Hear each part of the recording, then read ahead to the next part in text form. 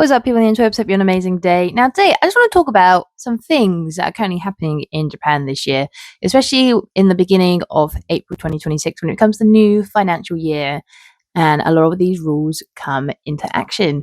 Now, I'm a bit curious how this is going to affect Japan in the next couple of years because some of the moves they're making is similar stuff other countries have done, and sure, in the first kind of couple of years, it doesn't seem like a bad idea, but I think in the long run, it sort of does screw it over as a good idea, because one good example of this is the if you're a tourist coming to Japan after April, is you will no longer get automatic tax free on items.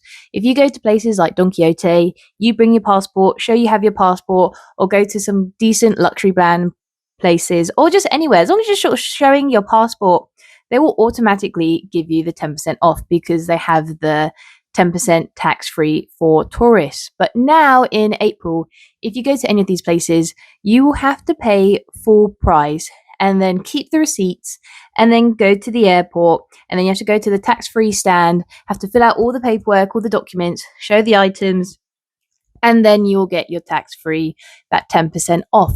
And I think this is going to scare some people away, to be honest, because a couple of years ago, England had a similar layout where everything was automatically tax free. We put a system like this. We also stopped some of the tax free items, and then it stopped a lot of tourists coming to England. And I'm a bit worried this is going to happen the same here with Japan. I think you're making getting tax free harder. I think less people will come because they won't see that as an appeal to come to Japan because, oh, it's harder to get the tax free items. Don't get me wrong, you can still get your tax free. It just is not automatic anymore. You just have to go to the airport. But the problem with the airport, if you've bought quite a lot of things, you could be there for a while. And if you have a flight to catch, some people might be like, you get to the airport, you go to the tax free, you see a huge queue of people coming. Your flight could be in like 2 hours or maybe an hour. You left it behind, and you could be looking at it and going, Christ, we haven't got time to do the tax free. We got to get our flight back home. And I can see that going to be fairly common. Or people are going to look at the queue and be like, you know what? I can't really be asked to do the tax free. I'll just pay it and go home. I definitely think that's going to that's going to happen. I don't think many people will do the tax because I think it becomes more of an inconvenience. It's harder, and I think a lot of people can be a bit like, sod it, I can't be asked to wait in this queue, I can't be asked to fill out all this paperwork, it's only 10%, I'll just pay it. Especially with the weak yen at the moment, people be like, well, it's still cheaper regardless.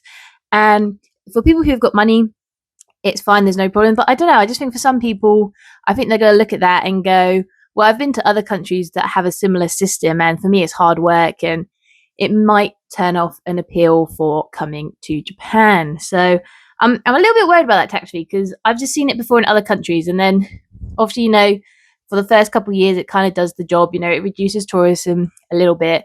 But I also think a lot of countries forget, during certain times and periods, a country does become a hotspot for tourism.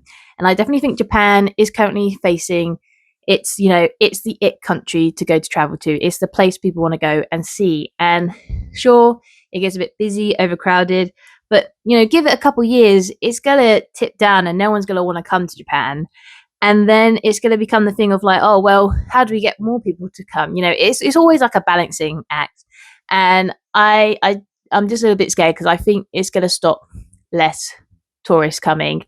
And I know some people will be like, well, it's great, Tokyo and Osaka and Kyoto, they're always overcrowded with tourism. Less people are better. I'm hearing a lot of people now, they're very happy there's like less Chinese tourists coming at the moment. And it's like, oh, it's great. There's less Chinese tourists, blah, blah, blah. But I'm like, tourists are great. Tourists will always bring money. Money is always good for the economy. Don't never kick a tourist away. I think the biggest issue Japan has with tourism is they go to like Tokyo, Osaka, Kyoto, and I always think the biggest thing that they lack a lot is you need to push these people out of the cities and show there's other cool things you can do in Japan. You can also do a lot of the same things in different parts of Japan for a third of the price because people just don't go there. I always think that's the biggest thing Japan should be working on better. It should really be pushing out people, come to come to Shikoku. Shikoku is a great example. No one ever comes to this island. I think if you told people where is Shikoku, they would have no idea on a map where it is. And this is such a great island. There's so many things you can do that you can do in Osaka, Tokyo for a third of the price. You want to do kimonos, third of the price. I've done it for 1,000 yen for the full day, and we were even able to take the clothes back the next day, and they were absolutely beautiful. And if you go to Tokyo, I bet stuff like that is probably over 5,000 yen probably per hour. Crazy things like that. Even tea ceremonies you can do here for a third of the price. If you are someone who's trying to do something on a budget, stay out of the cities. You can find a lot of the stuff cheaper in the more, it's not even more rural sites. Just don't go to the places that, if you say to someone like, where's Japan, or like, what cities should I go in Japan, sort of thing, and if they're naming the top ones, go to different parts. You can go to Nagasaki, you can go down to like the lower part, Shikoku. There's just so many different parts. If you just stay out of the cities, you'll be surprised what you can find similar for a third of the price. Also, another one I keep seeing recently is the festival in Fuji Yoshida for 2026 for the cherry blossoms. I'm sure if you've stayed on top of like Japan news and stuff, you've probably seen it over going like, cherry blossom season is cancelled there. Cancelled. No one is coming. They have banned this location. And they have put it down to obviously over tourism. There's too many people. There was also a scandal of someone pooping in someone's garden. And they've gone, that's it. We have had enough. That's it. They are going to turn the cherry blossom trees off. No one is coming. But I feel like some people haven't explained this clearly enough. I think I've seen some videos about this and I'm like, you're just reading the newspaper headline here. Break it down a little bit more. There's more to this. The park itself is actually still open. So if you are coming to Japan and you want to see the famous tower, the famous kind of shrine tower, and then the view of Mount Fuji in the background during cherry blossom season, you can still go. That section is actually still open. It's only the festival element there, so where they will probably have like food markets, stands, stalls. That is the only section that has been closed.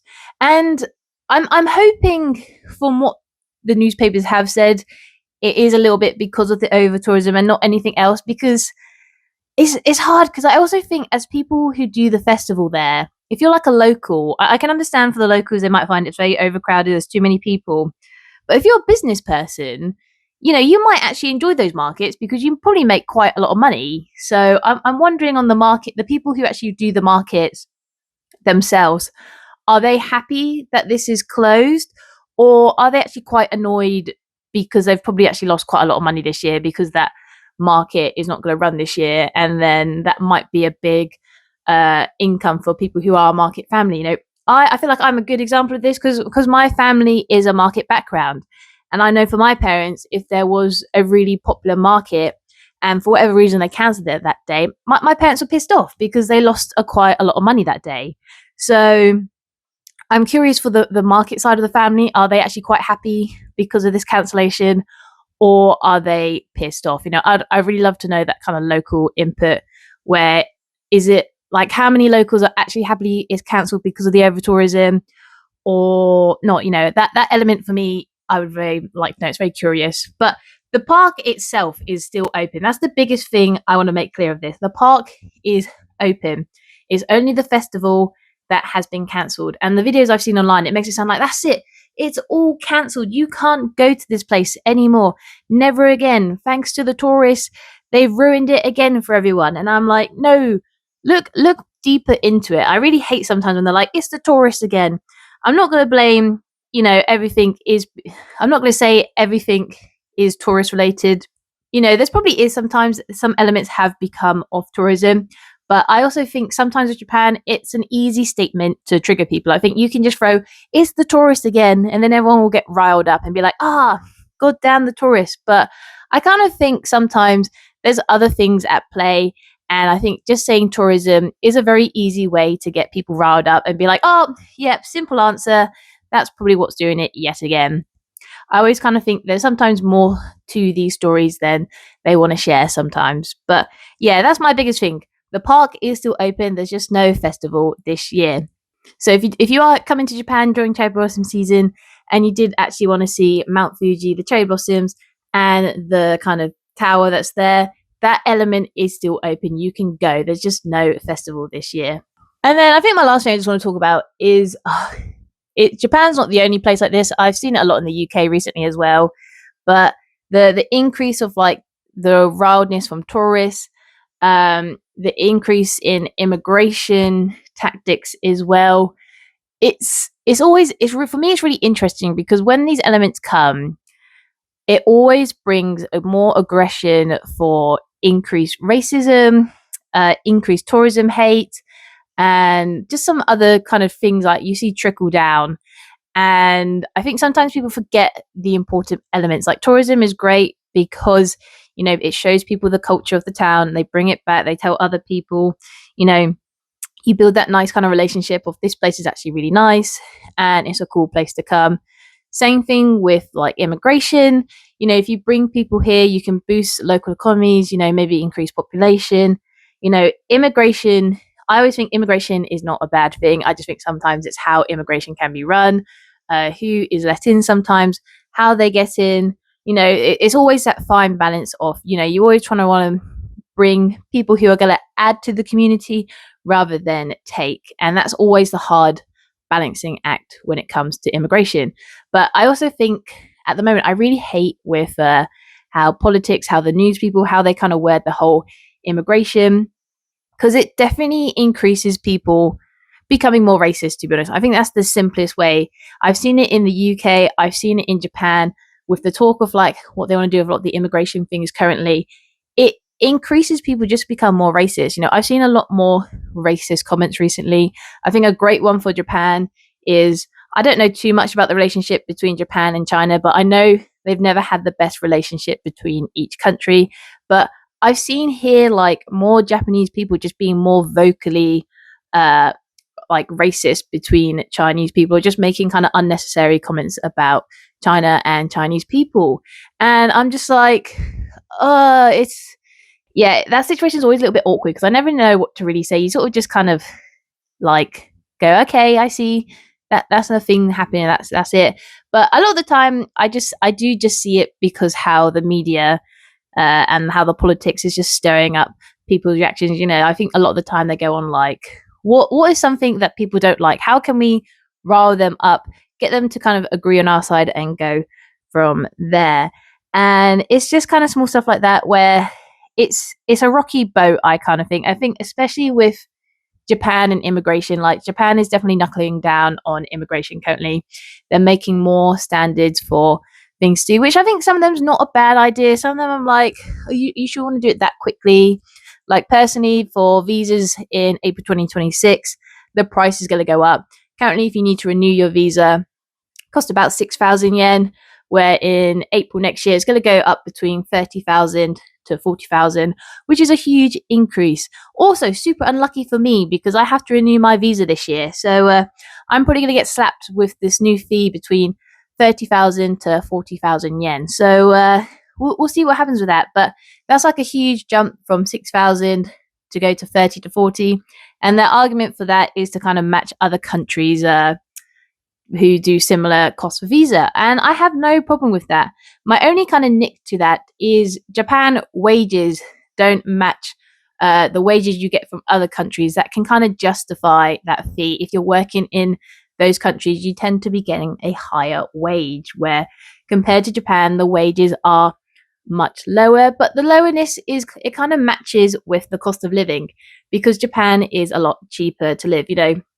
Compared to my wage back in the UK, I am on a lot less money, but my standard of living here is so much more better because I get to live in an apartment by myself. I can actually be an adult. I can do fun things on the weekend and still not be overly too broke. Where obviously back in the UK, the money I was on, I had to still live with my parents. I couldn't do things on the weekend. It was too expensive. So it's always those kind of give and takes when it comes to these situations. But yeah, I'm just a bit worried what's going to happen with Japan because when you see the population stats this year as well, where population's gone down for the 10th year in a row. And that was also adding data with people who are foreigners that have come to live in Japan, people who have met a Japanese person and they've had a child with them, and also people who are Japanese born and bred. That was, that's the whole birth population of Japan who are actually living here. And it's still going down for the 10th year. And I kind of still think immigration is a big solution to that. But it's hard because they're scared if they let too many people in too fast, it's going to kind of damage the culture and people won't immigrate properly. Or the biggest thing is immersion. You really need, if you're going to come to Japan, you sort of do have to immerse yourself with the kind of culture, the values. And I kind of think if people are going to have kids here, maybe a good way for that is if someone does come to Japan and want to live in Japan, is probably the hopes that they meet someone who is Japanese born and bred, and then they have a family that way, kind of help with the immersion, where maybe if it's two people from a different country and they come, then immersion can be a little bit harder.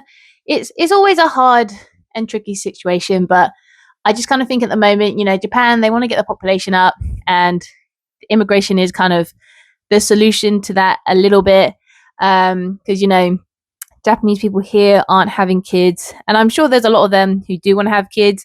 I have so many reasons to why the population is very low. Japan's not the only country as well. I think the cost of living is a big reason for that. England's the same, Europe's the same, America's the same. I think cost of living has a huge element to that. But I don't know, it's just one of those things where people are aware it's a problem, but the can just keeps getting kicked down the road. And I think there's still a chance to change it, but I think it's getting to the point where it's not going to change, it's not going to happen, and then they just sort of just have to deal with the consequences from that. But yeah, those are kind of my little thoughts and rambles of what's going on with Japan recently. I'm a little bit worried for the future, but I still think the future is still going to be bright. But it's definitely an area at the moment of kind of like watch this space, see kind of what happened with Japan over the next few years, with either hopefully tourism kind of sorts itself out in the way that it's like a nice balance, but I'm also scared it might kind of push people away too much, and then they start going to go, okay, we need tourists to come back. We're not making enough money from tourism like we used to do. And the same thing with immigration, where they might go, hold on, we need these certain sections need to be filled. Why are they disappearing? And it's like, oh, it's because we've removed all the foreigners, sort of thing. It's an interesting time to be in Japan, that is for sure. But yeah, what's your thoughts and opinions for what's going on in Japan? I'd love to know your comments. Let's have a little conversation down below, because it is definitely an interesting watch this space currently. But if you enjoyed my rambles for today, like and subscribe, and I'll see you in the next video where I just talk about anything going on in Japan recently. Bye.